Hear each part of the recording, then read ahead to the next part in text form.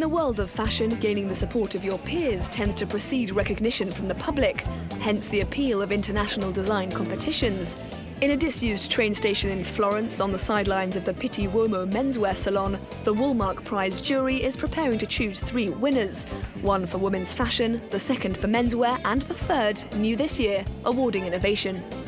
We wanted to make sure that some of these designers in previous competitions that we've had have been very innovative. They haven't been necessarily the most beautiful, but they've been very innovative. And we felt that it was the right time to develop an innovation prize that recognised the innovative as well. Christopher Bevans wins the jury's prize for innovation. Before launching his label, Dine, in New York, he'd already collaborated with Kanye West, Nike and Adidas. His 1980s-inspired clothes draw heavily from the world of snowboarding. The vision of fashion, that's a great question. For me, the vision of fashion is about freedom to be creative and express your ideas and with no judgments.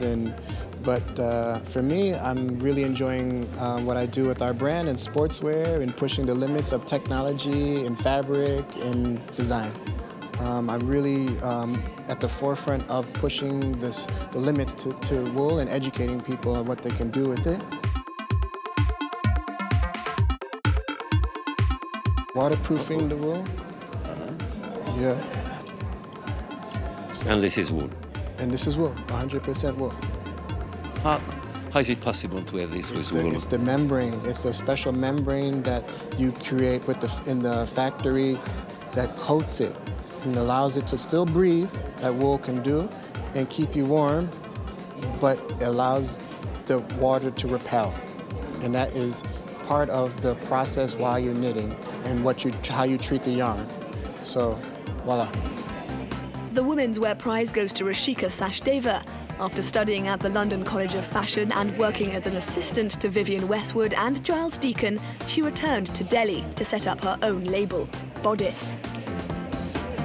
I think it's not enough that clothes are beautiful. It's important to know how they are being made, how they're impacting the people who are making them. So there are a lot of beautiful clothes already, but I feel there's not enough thought being put into how they're being made. So I think the vision for the future would be putting that thought in it.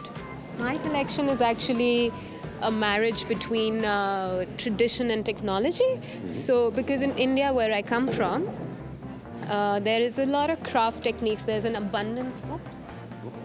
Can you hold this for me? There's an abundance of craft and age-old textiles, but they are slowly all disappearing because they're undervalued and underpaid. And a lot of them are not really aesthetically that strong for the contemporary global audience. So basically, I feel that it's really important to protect tradition, but have a merging of it with technology. It has to be modern. It has to be modern. The Menswear Prize, meanwhile, goes to a Brit, Matthew Miller. The designer started his career as a ceramicist, but he eventually turned his attentions to designing clothes with an emphasis on versatility. Detail. I'm obsessed. It's all men are. We're all geeks. We all love detail. That little thing you can focus on that does something or means something or can help something. And that's masculinity. It's a real focus on them small things, that bragging rights, that ritual. And that's what menswear is. It's detail. The devil's in the detail.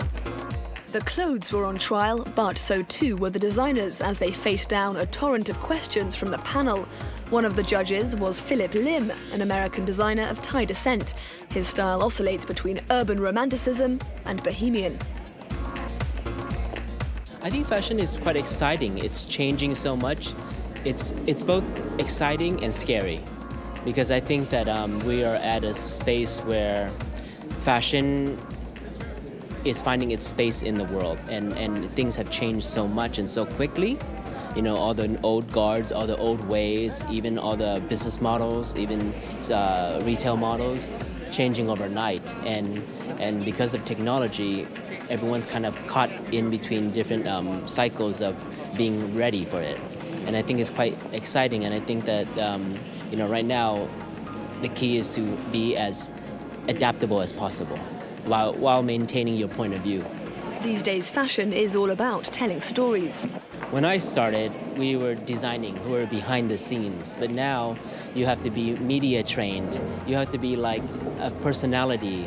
You have to like engage in social media, and you also have to romanticize and tell the story of the clothes. So it's quite multifaceted and dynamic now. So I think that now what you see is the rise of kind of a multimedia designer.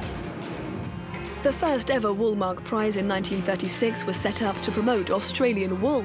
It wasn't until 1954 that it became truly prestigious, with Karl Lagerfeld and Yves Saint Laurent winning jointly.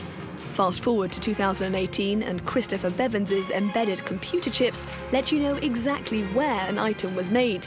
The Woolmark Prize charts the history of modern fashion, while giving its winners a much-needed leg up. This year, all three left the competition with $100,000 prize money.